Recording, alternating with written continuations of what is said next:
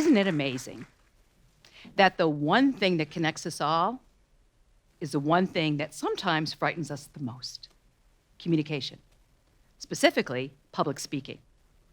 Fear of public speaking has long held a lock on the top 10 fear list, and it doesn't want to budge. And people have tried many different ways to mitigate that fear. Message maps, talking points, PowerPoint. But the problem with those approaches is that it requires a sacrifice. It requires people to give up just a little bit of their authentic voice. And I'm on a mission to change that. And I have the opportunity to work with some of the most dynamic leaders of our time. People who run businesses and create treatments for cancer and develop new technologies that are changing our life. And as I work with these dynamic leaders, I find that ironically, even though we live in this high-tech world, people are gravitating back toward the art of conversation. It's probably why podcasts are so in vogue. And when I work with a leader and help them use communication to go from good to great, to help them better harness their authentic voice, to get it back into the equation, I've learned a very simple rule. I've learned that leaders are true masters of hospitality. Hospitality.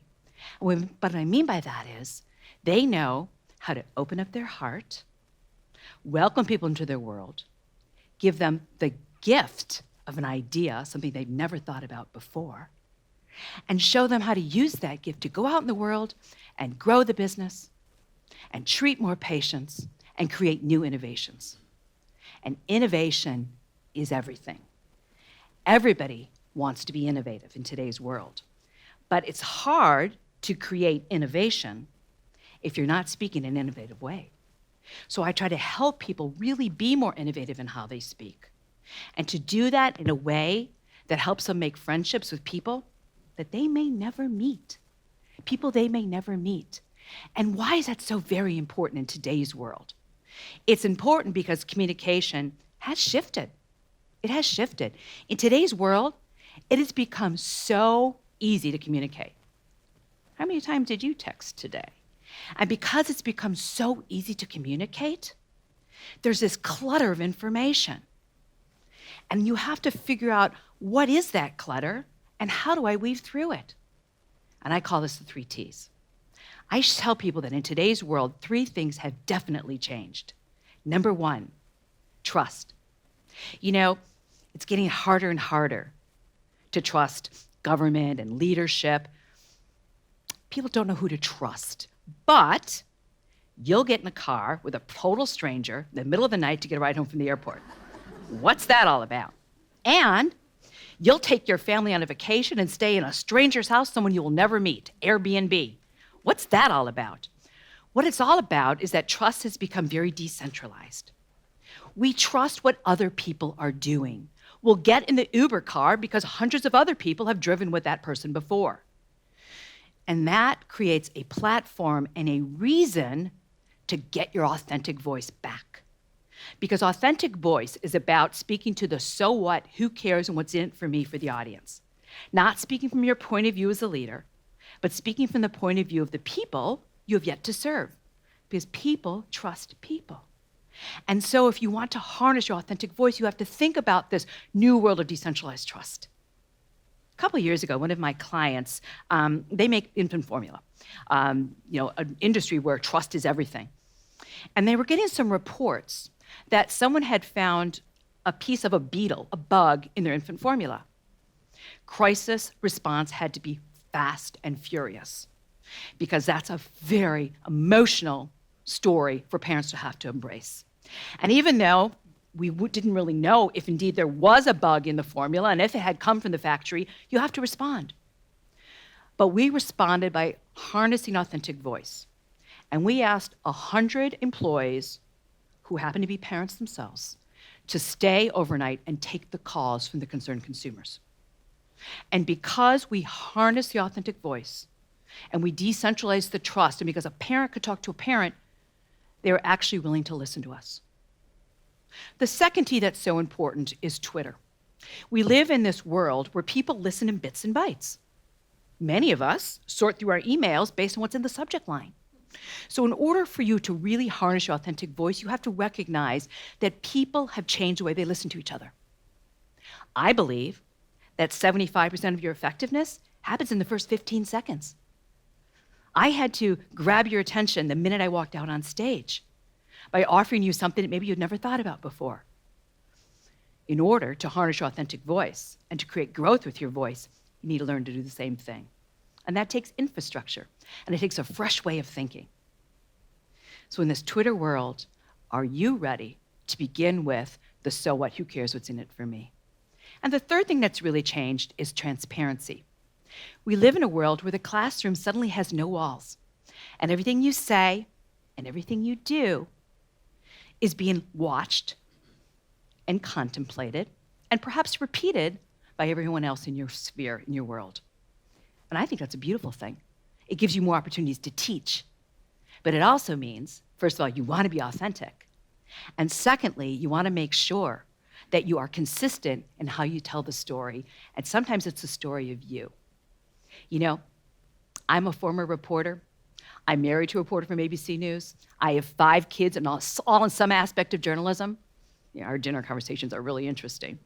But what I've learned that in today's world, everybody's a reporter. Because you are blogging about your experiences, you're adding comments on Yelp, you are, getting on Twitter and resharing something that you heard. You're all reporters. You're citizen reporters. And you want to bring your A game to every conversation, because every conversation counts, and it's really a chance to teach. And that's why I'd like people to think about how they can use communication to really define a future people can't see, and to do it in the most innovative way possible. And the way to do that comes down to one simple word, and that word is engagement. Nobody wants a lecture. That's why I'm glad there's no podium up here today. We want an experience. We want to be able to walk out of the room enriched with something that we'd never thought about before. We want to feel like we're part of the process. And that method of engagement is totally what I teach. Nobody memorizes message points when they go to a dinner party. If you did, you'd be a really unusual guest. What we do is we create an experience with each other.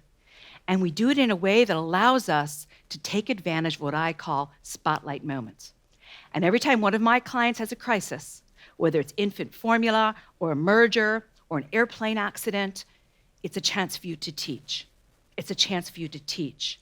But you have to be able to teach in the right way. I was traveling back from San Francisco to Chicago a couple of months ago. And, it was a long day, and I had trained a lot of different people, and I really wanted to catch up on my work on this flight. So I get on the plane, and of course, every seat is full, and I start working on my computer, and this really nice man sits next to me, and he's chatting. And I'm like, oh, no. I thought I had 4 hours of time to work, and he's chatting and chatting and chatting. And I'm trying to be nice, but I kept, turning my body back to my computer.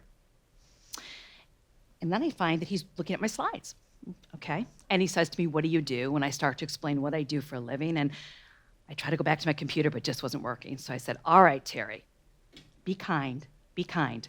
So I turned to him and I said, and tell me, what do you do? And he said, oh, well, I'm the head of sales for Google. And I went, oh.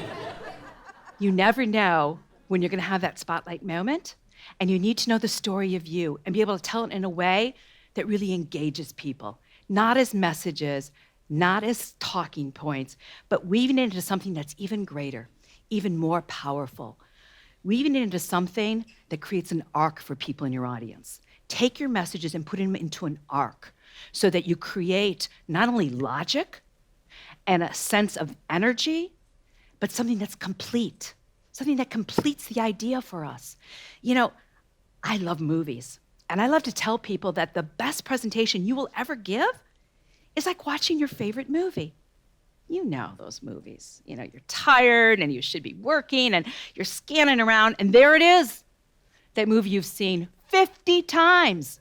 And you know that Maria gets over the mountain with the kids, and E.T. goes home, and Clarence gets his wings when the bell rings. You know how it ends, but you watch it one more time.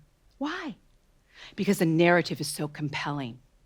What if you could give presentations that are like watching your favorite movie? What if you could conduct a media interview that's as captivating as a film? Well, you can. You can. You just need the right infrastructure.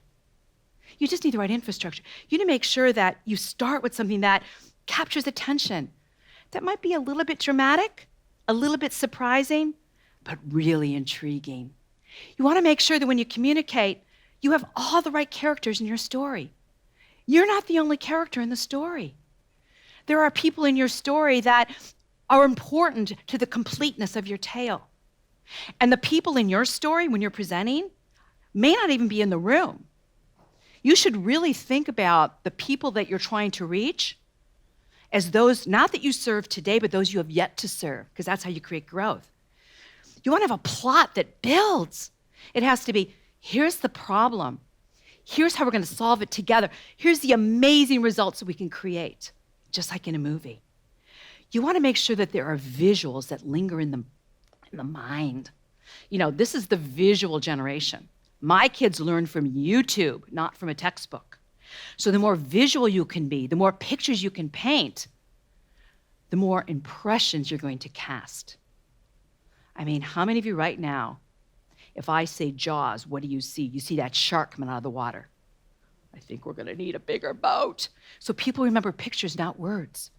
And you want to use communication to create visuals that are like the scenes in your favorite movie.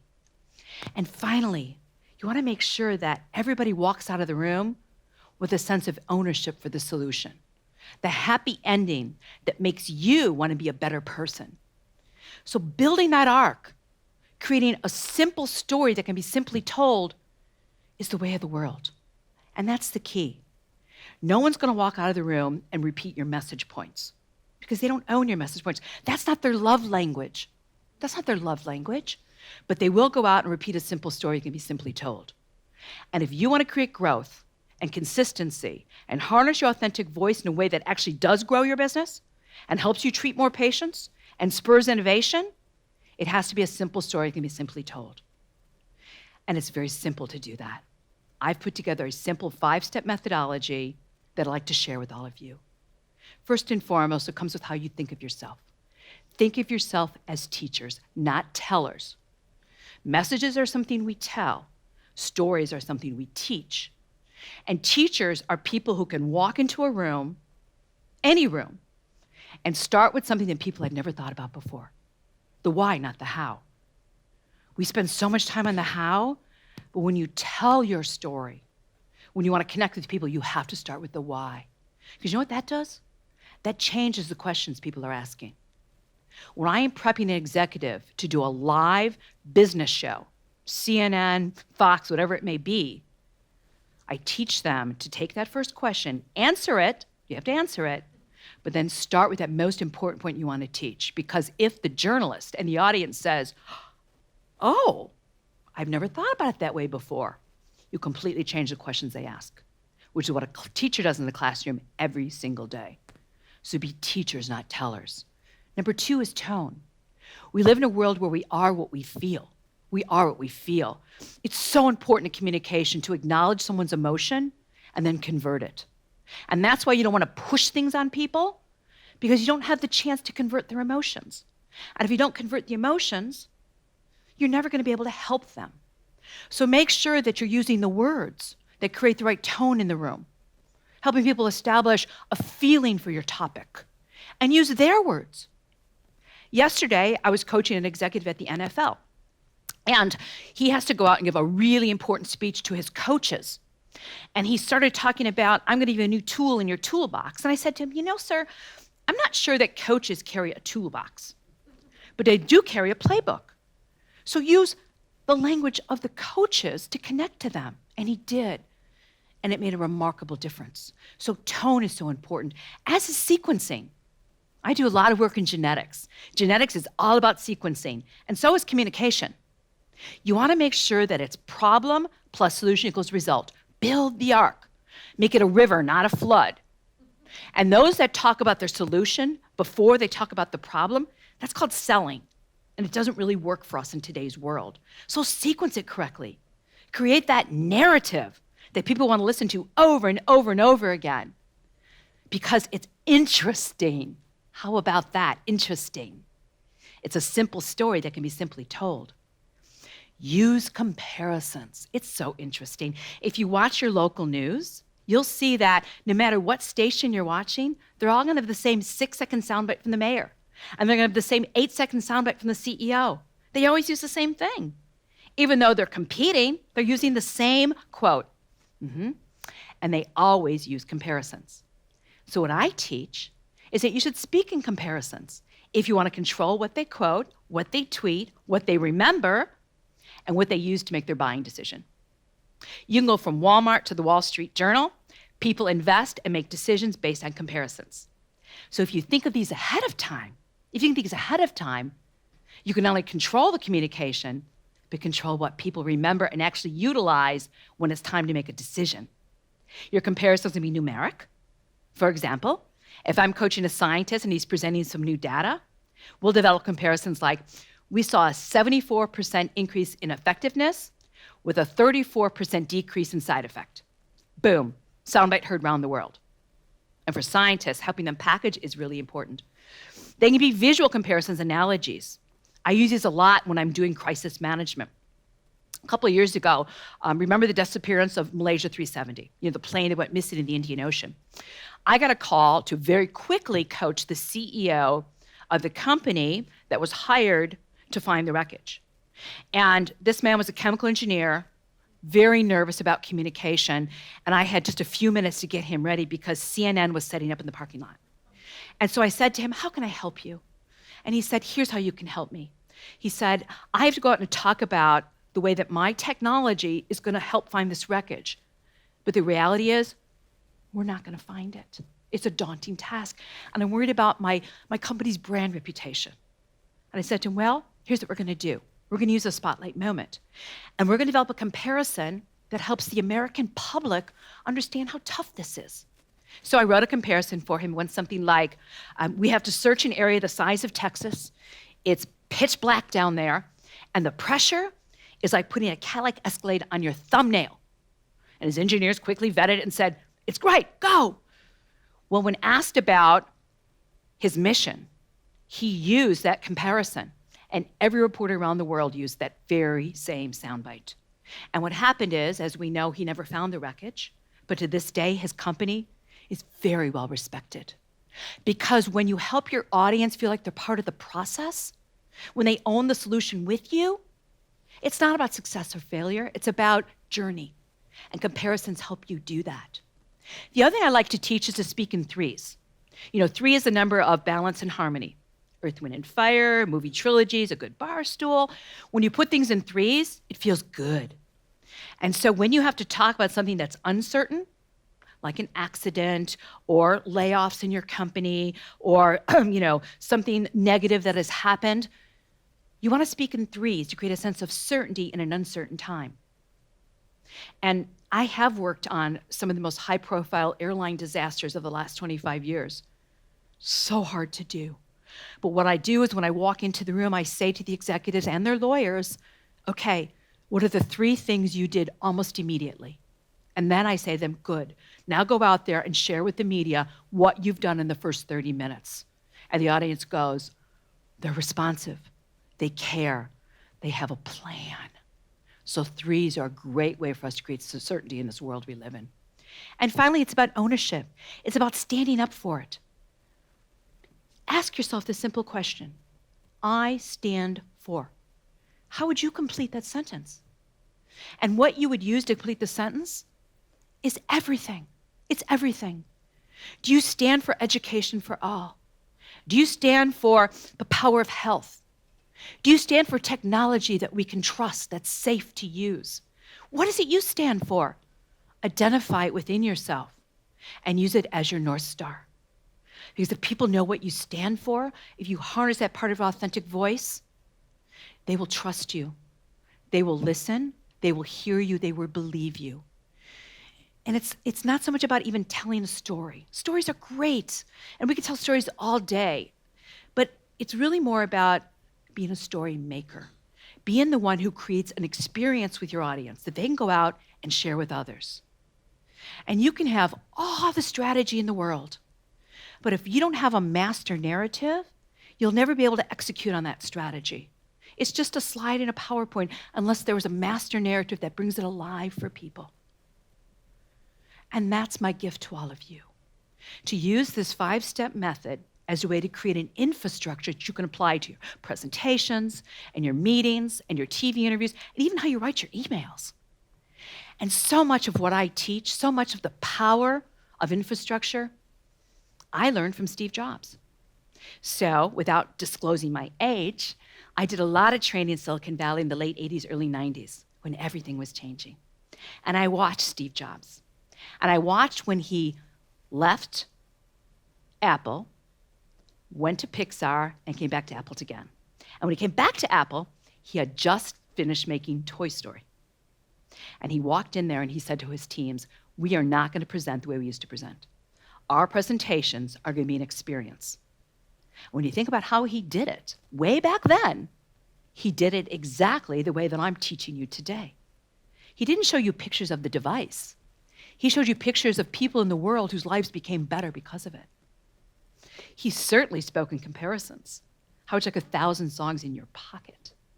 He built a narrative. He built a mystery until he had the moment of reveal. He wore the black turtleneck to be consistent in this era of change. But he also knew how to create visualization. He understood that in life, we only want the things we can see. I remember when I was a kid, we used to get the Sears Christmas catalog in the mailbox. And my brother and sister and I would go through it, we'd like, I want that, I want that, I want that, I want that. We want the things we can see. And there's so much power in visualization. I was painfully shy as a kid. I really was. It was really hard for me. And I lived in the world of books. So I identified through different characters and what I read. But I also learned how to use visualization to break out of my fear, to break out of my fear of communication. I tried to always pretend that sitting right in front of me was the person I was trying to help. As Mr. Rogers would tell you, in moments of crisis, look for the helpers. And I've used this power of visualization in so many ways in my life. I certainly used it when those 5 kids were born. Those of you that are parents know that when you're going through labor and times are tough, it's all about that moment when you see your child's face for the first time. It's that visualization. I love to do marathons and triathlons, and I know that the only way I want to get through that race is to visualize not just the finish line, but I always think about that cold beer I'm going to get just beyond the finish line. And I also know that the power of visualization can help you do things never thought possible. I'm a bucket list kind of girl. So a few years back, I decided to climb Mount Kilimanjaro. And it takes you about 5 days to get up. And on the last part of it, the summit, when you're literally going like this, it happens at night because you have to go when the ground is frozen. So you set out at midnight with your team, and you're going up, up, up, up, up. And you get kind of delirious because there's not a lot of oxygen. But you have this porter with you, this wonderful person who literally is shoving food in your mouth and giving you water. And he told us, he said, you're going to know we're getting close when we start to see the sun coming up over the horizon, because our goal is to be at the summit at daybreak. So we're trudging through the long, cold night, and all of a sudden, I felt a hand on my little headlamp. Someone switched off the headlamp. It was my porter. And he said, turn. And I turned and I looked, and the sun was coming up over Africa. And I knew that I was close because I could see the light. And I knew that in order for me to accomplish such an audacious goal, I had to be able to visualize where I was going and why I was taking the journey. And that's what I'd like to close with. The power of visualization, a way to harness your authentic voice to do things never thought possible. Because if you learn in life to go outside of your comfort zone and use your authentic voice to touch more lives,